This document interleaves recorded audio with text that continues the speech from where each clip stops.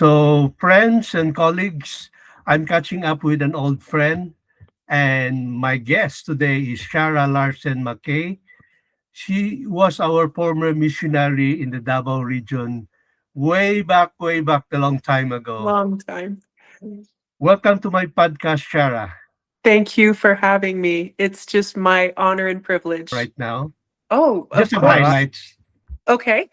Gosh, I was born in Soda Springs, Idaho, little Oh, tiny town. Um, then we moved from there to Southern California. So I grew up in Southern California in a place called La okay. Crescenta, Mhm. just about a few minutes just north of Pasadena. And so where Okay. the Rose Bowl is, that's kind of where people associate where I used to live. I grew up there, and then when I was almost in high school, we moved to Sandy, Utah. And so, Oh, okay. uh-huh. And Mhm. so went to high school there, and then went to Rick's College for a while, then Mhm. came home and went on my mission Mhm. to the Davao Philippines Mission. And Vision. Yeah. a little fun fact, my brother, I just have one sibling, and Uh-huh. he was 8 years older than I. And he was called to the Philippines Davao Mission when it first opened, 8 years Ah, prior to me going. I don't know if you knew okay. that. I didn't know that. I know. So when I got my big packet in the mail, I just Uh-huh. said, Mikey, I need you to open this. I'm too nervous. And when he opened it, he said, You're going to the Philippines Davao Mission. And I said, Stop it. Where am I going? And he said, Share, you're going to the Philippines Davao Mission. And we both started to cry. Oh. So it was such a great privilege to be there and share that with my brother, who's now passed away, and as well as my Mm. parents. And but I just am holding the torch for all of them. So after my mission, I met a great guy and got married, and we Mhm. will have five wonderful children. I've since divorced. I left that marriage after 36 years. Mhm. And Are they and all I in Utah? Your children? Thankfully, all of my babies Okay. are, yes, within Oh, like okay. 30 minutes north and Okay. south of me. And so I just feel very blessed. And I have five grandchildren. And let's see, I've lived all over. I've lived on both coasts. I've lived while we were married. We lived in Northern California, just up Oh. outside of Eureka. We were about an hour and a half from the Oregon border there. Oh, yes. And so that's a gorgeous place. And then we lived in North Carolina, just outside of Burlington, Mhm. and loved it there too. So I've really loved wherever we've lived. I just think it's wonderful. And of course, I love the Philippines. It's one of Yes. my favorite places in the entire earth. And so, but yes, so I've lived all over, and I've loved every place I've lived. And I've worked. Oh gosh, I've worked for insurance companies, and Mhm. my recent job I just left was from the Neuroscience Institute at Uh, Intermountain. Loved it. It was a great place to work. And I've now started a cookie company, so I'm really excited about launching that. So, yeah, I thought I would do something that I truly love before I die, before I'm in dentures and and I can't even hardly know who I am anymore. So anyway, yeah, I've launched a cookie company called Share a Cookie, mhm. and kind of a play on my Oh, first name, and I'm excited to see where it goes. So all here we right. are. Yeah. Okay, thank you for that short introduction. So, since you love Philippines, please help me take back in time, back in 1984, where you served your mission. It's not only in Davao, right? But you were assigned also in Yes. anywhere in. Can you still remember all those Yes. areas? Some of them. My first area was Cagayan de Oro, Okay. and now they have a temple going up there, which Yes. I am just over the moon about. I was in Cagayan de Oro, and then that's when after that, let's see, I honestly can't remember where I was transferred after that, but then after that, I was flown to Davao, and I was in all of the different areas in and around Davao from that point on until the end of my mission. So I was Mhm, really blessed to be able to see some, beautiful places in the areas that I served, and of course, among the beautiful people there. mhm. So just to let you updated, the Davao Mission, I mean, originally Davao Mission has Cagayan de Oro Mission, Butuan Mission. You have uh, General Santos Mission, and then the newest one is Osami's Mission. Oh Can my, you believe that? no, I can't. Yeah, Like I remember the elders and sisters were assigned to those areas, but now yes, they're separate missions. they're Those separate mission now. those words, just those names, those places are like I just heard them yesterday, and now I literally Mhm. I can't get over that they're their own mission. That's phenomenal. Yes.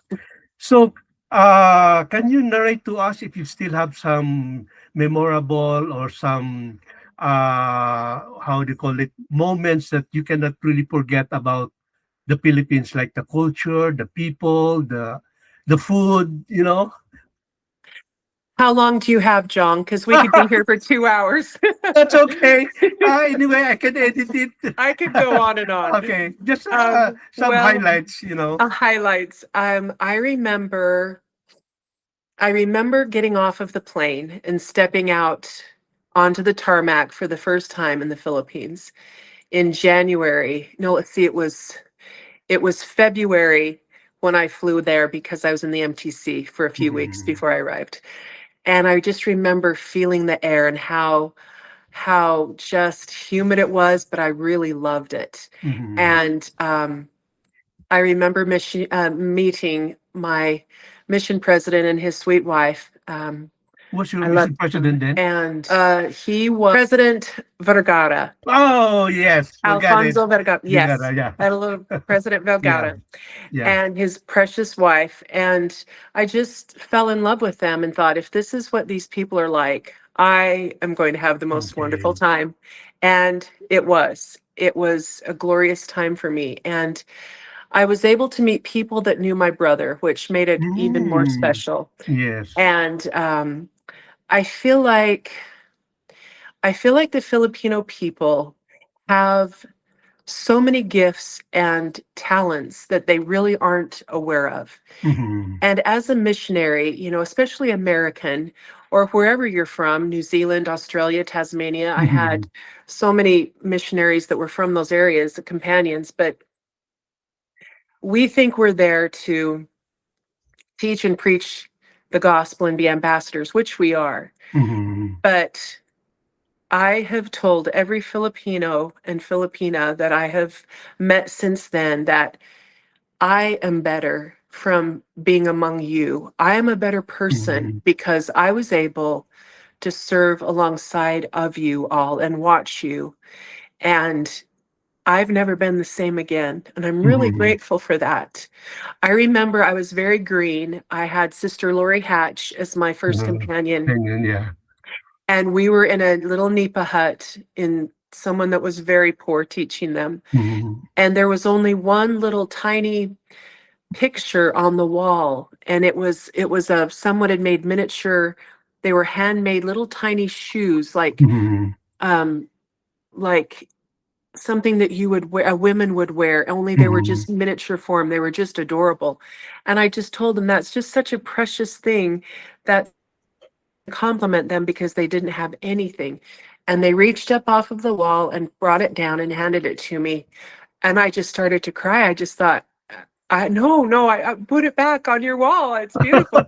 And my companion said, no, they'll be offended if you don't take it. Yes, yes, And yes. I just learned really fast not to compliment them or they would give it to me. And so I still have that to this day. I still Wow. have that because it made such an impact on me. And that's one of the many things I learned is you will give anyone the shirt off of your back, the last of your food. Mhm, I remember people, I'm sure they sold many things and went without things to just serve us merienda. One of my favorite snacks was orange Fanta, of course. That's all we drank. And orange Fanta, but the Spanish peanuts they'd fry in oil and then add the salt to. uh-huh. I know that many people went without just to provide those things for us. And Okay. so it made such a big impact on me. So, do you still remember the time when I worked with you as a stake missionary with I Martha Flor? absolutely do. Yes, in Panabo, that was my Yeah. last area. Okay. And Panabo was a very special place. I remember meeting It's a stake Alfonso. now. Oh my goodness. Oh my goodness. Yeah. Oh, there were so many precious people. You and your mother and your sisters were were my family, were our Yeah. family as missionaries. You helped us, you translated for us. You went day and night to help us in anything and in any way you could to bring the gospel to people. And Mm. I've never forgotten that, Zhang. And there was such a light about you as a young man, and a light about, a presence of your mother. She was so strong physically and spiritually. I don't know what happened, but one morning toward the very end of my mission, I was waking up the sisters in our apartment and I had a seizure. And I don't remember it. Everyone said I did. And I, hit the ground. Uh-huh. And I was never the same. I had 1 month left on my mission and my health was not great. Mhm. And I still just tried to work as hard as I could that last month and push through. And Heavenly Father blessed me with Sister Angela Evans, who was from Bristol, Yes. England. Yeah. And she happened to be a nurse. And so Mhm. I would just put my arm around her and she would just drag me everywhere. And we Yeah. just kept working. But I just feel so blessed. I remember Alfonso de Ramos and Yes, Martha yes. de Ramos, Reklamo, yeah. and they meant so much to me too. And in fact, I've got a letter right in that room in there from Brother de Ramos that I treasure. Mhm. And I will never be the same because of the great people that touched my life. As just a young woman, I've never been the same ever since. And that's thanks to all of you. Thank you Yes, so so much, thank Shara, for sharing your wonderful missionary experience. All right, so let's shift gear Panabo. here. Just to contextualize our conversation, uh, Elder Holland's coming funeral, Um, and I mean, the sad is in the air. Could yeah. you, what's your take on that? I mean, what's your take on President Holland as our or as our One of the apostles. apostle? Yes, He, I know we're not supposed to have favorites, yes, but yeah. but growing up, I'll never forget when he was first put in. There was something about him that just drew you in. Mhm. And from the very moment, 31 years ago when he was first put in, I would look forward to hearing him and his powerful testimony. And it was like he was just talking to you, just one person, just one on one. And some of the talks over the years, I swear they were just meant for me. And I know so many people feel that way, that he was so in tune and in touch. I could name so many talks that touched my heart, and I Mhm. really was never the same again. And he will be missed, just like President Yes, Nelson. They leave big footprints to yes, fill, but big shoes to fill. And but yes, I'm really grateful though that he's with his sweet wife Patricia because of the love they had for each other and for the bond that they had. He really mourned her, and we almost lost him in 2023 because yes. he was so he was so touched by her death. And Mm. so here he pursued and carried on and endured to the end, and now he's reunited with his precious. Yeah. So it's so overwhelming to have this conversation, but I just wanna give you the last word. No, if there are things you haven't we Talk haven't more. talked about that you wanted to. Oh, well, I will be forever grateful to my Heavenly Father that He chose me to go to the Philippines. I could have gone anywhere in the world. I could have gone to Pocatello, Idaho. I could have gone anywhere. And He sent me there for a reason. It's like I mentioned before, I was never the same again. Went to the Philippines and I said, yes, I have never been so filthy, dirty, and happy all at the same time. And I remember walking when it would be so hot and the jeepneys would go by and just put all the dust and Yeah. our faces would be sweaty, and we Yeah. would take like 3 gullies every day just to wash the dirt off. Yeah. And yet I've never been so happy in my entire life.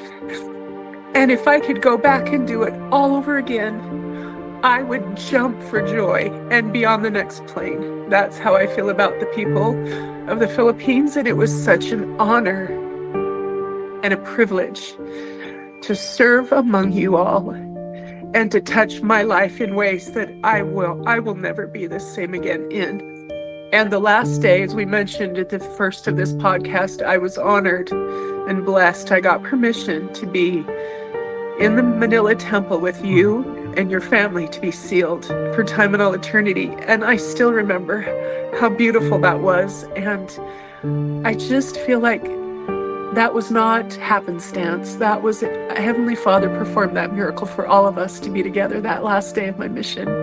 And I just am so grateful for you and your family and the precious people that I served with. Thank you for teaching me what it is to be a better person and to truly love the Lord and serve Him in ways that I never would have known otherwise, and unless I would have seen your examples. So thank you.